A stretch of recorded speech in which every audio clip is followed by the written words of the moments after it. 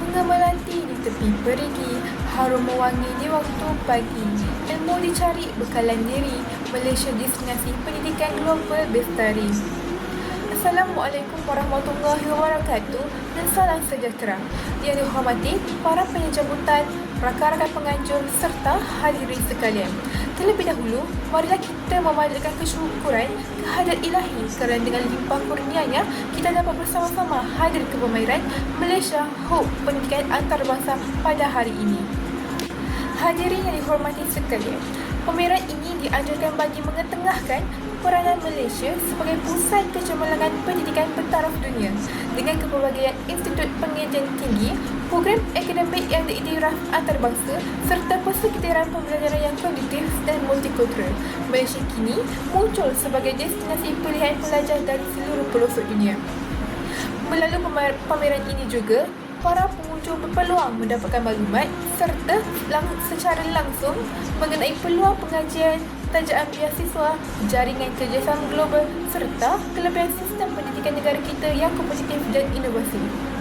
Semoga pameran ini menjadi platform terbaik dalam memperkukuh jaringan antarabangsa serta mempromosikan Malaysia sebagai hub pendidikan yang unggul dan berdaya saing di peringkat global. Tunggu kejap. Sebelum saya memulakan pembentangan ini, izinkan saya untuk memperkenalkan diri saya. Saya Puteri Nabiha binti Azhar daripada kelas PT1 S2.01. Hadirin yang dihormati sekalian, tajuk utama pameran kita pada hari ini, Guru Berjiwa Pendidik Pemangkin Kemejadian Aspirasi Pendidikan Negara, membawa maksud yang sangat mendalam dan signifikan dalam konteks pembangunan pendidikan masa kini. Guru berjiwa pendidik merujuk kepada insan yang bukan hanya menyampaikan ilmu tetapi mendidik dengan penuh keikhlasan, kasih sayang, dedikasi dan integriti. Guru yang berjiwa pendidik sentiasa berusaha membentuk sasya, nilai murni serta potensi murid secara holistik, bukan sekadar mengajar kecemerlangan akademik semata-mata. Manakala Pemangkin Kemejadian Aspirasi Pendidikan Negara pula menegaskan bahawa gurulah penggerak utama dalam merealisasikan hasrat dan dasar pendidikan negara. Kejayaan sesuatu sistem pendidikan tidak hanya bergantung pada kurikulum atau kemudahan, tetapi kepada komitmen dan profesionalisme guru yang menjadi tulang belakang pembentukan generasi masa hadapan. Justru, pameran ini menjadi platform kita untuk menghargai peran guru sebagai ejen perubahan, pencetus inovasi dan pembina masa depan negara. Tanpa guru yang berjiwa pendidik, aspirasi pendidikan negara hanya tinggal impian. Dalam tajuk ini, saya akan menerangkan dan mengupas 3 indikator yang penting. Yang pertama, aspirasi dan hala tuju pendidikan. Yang kedua pula, implikasi sistem pendidikan di Malaysia. Dan yang terakhir, guru berjiwa pendidik. Apa itu aspirasi dan hala tuju pendidikan? Di sini, saya akan menerangkan satu demi satu makna aspirasi dan hala tuju. Aspirasi di sini membawa maksud merujuk kepada hasrat dan matlamat negara terhadap sistem pendidikan untuk melahirkan generasi yang berilmu, berkemahiran, berakhlak mulia serta mampu menghadapi cabaran masa hadapan. Ia juga menjadi panduan kepada semua pihak, terutama guru dalam menjalankan proses pembelajaran. Manakala makna hala tuju dalam tajuk ini ialah arah, perancangan dan strategi yang ditetapkan bagi mencapaikan aspirasi pendidikan negara. Ia juga merangkumi dasar ataupun pendekatan dan tindakan yang diambil untuk memastikan sistem pendidikan sentiasa relevan dengan perkembangan semasa. Hadirin yang dihormati sekalian, dalam merealisasikan hasrat melahirkan generasi yang berilmu, berkemahiran dan berdaya saing, sistem pendidikan Malaysia iaitu Pelan Pembangunan Pendidikan Malaysia telah menggariskan 5 aspirasi utama sebagai tunjang transformasi pendidikan. Aspirasi ini menjadi panduan dan hala tuju dalam memastikan setiap murid mendapat akses pendidikan berkualiti serta mampu bersaing di peringkat global. 5 aspirasi tersebut ialah akses, kualiti, equality, perpaduan dan kecakapan yang saling melengkapi antara satu sama lain demi memastikan kecemerlangan sistem pendidikan negara dapat dicapai secara menyeluruh dan mampan. Aspek pendidikan yang pertama ialah akses. Semua kanak-kanak mendapat peluang pendidikan sama ada daripada prasekolah hingga sekolah menengah. Ini untuk mengelakkan tiada murid tercicir daripada sekolah. Kemudahan ini disediakan di seluruh negara dan bantuan juga diberikan kepada murid yang kurang berkemampuan. Aspek pendidikan yang kedua ialah kualiti. Pendidikan di Malaysia setanding dengan standard antarabangsa.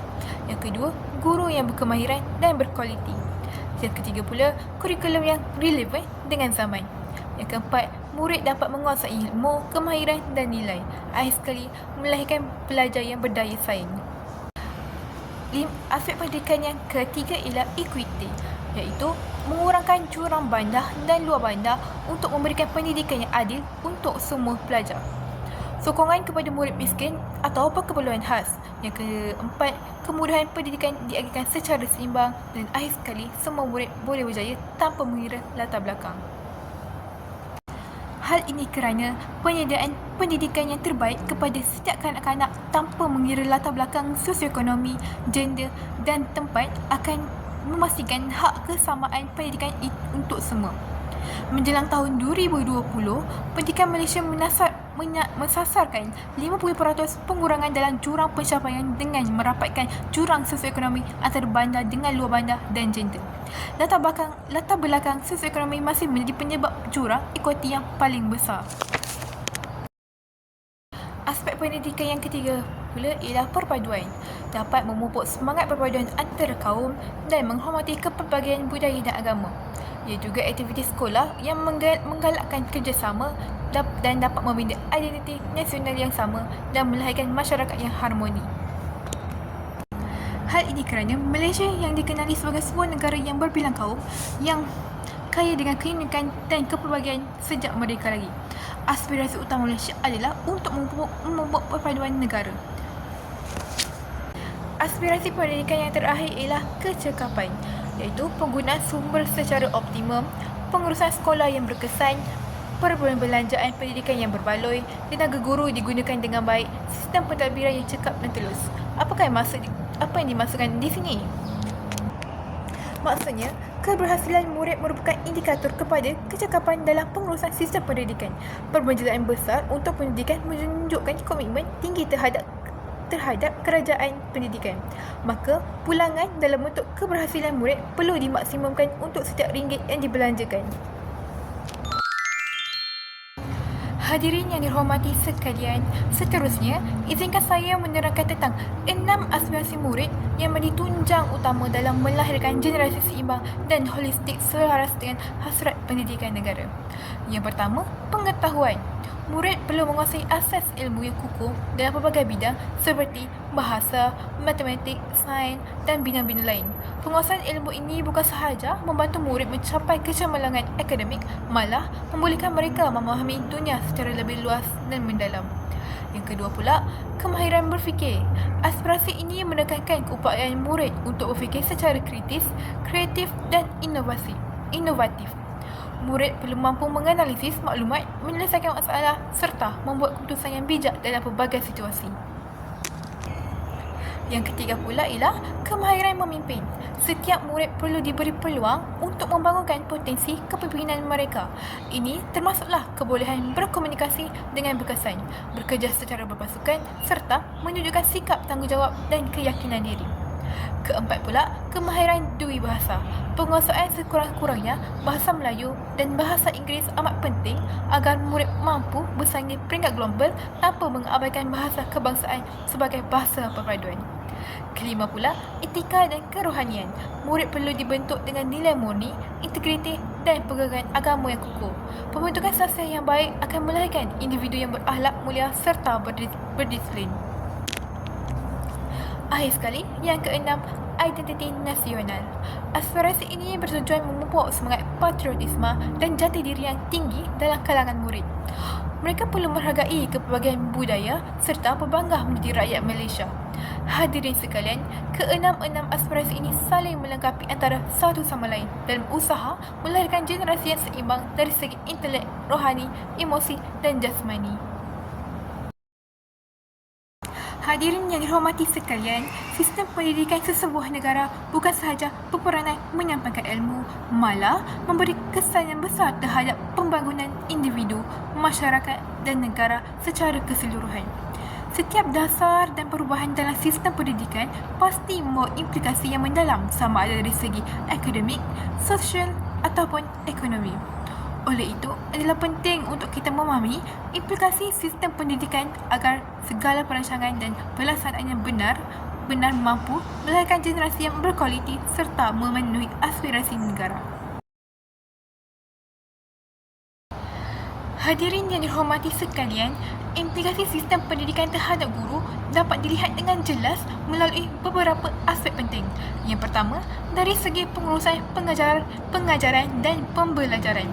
Guru perlu merancang dan melaksanakan PDP secara lebih sistematik, kreatif dan berpusatkan murid. Perancangan yang rapi, penggunaan kaedah yang pelbagai serta pentadsiran yang berkesan amat penting bagi memastikan objektif pembelajaran tercapai.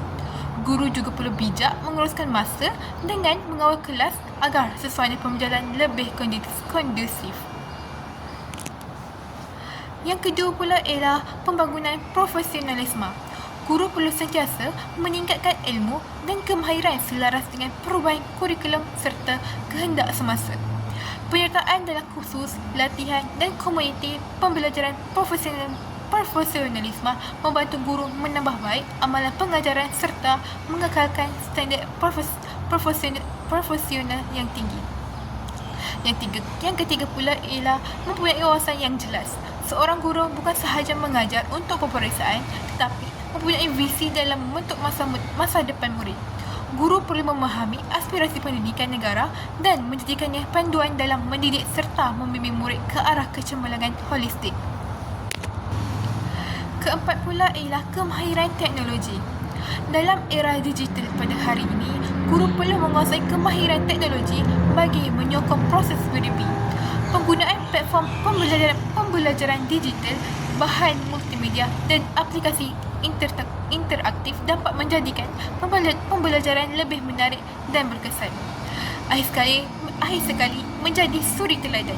Guru merupakan contoh terbaik kepada murid dari segi sasiah, disiplin dan nilai murni. Tingkah laku, peraturan dan etika kerja guru akan menjadi ikutan murid dalam kehidupan seharian.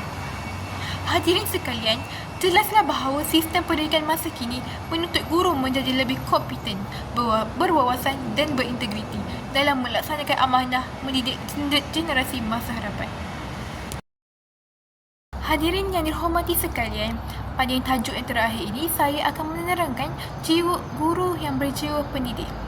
Guru berjiwa pendidik bukan sekadar penyampaian ilmu di hadapan kelas tetapi merupakan pembina jiwa dan pencorak masa depan negara.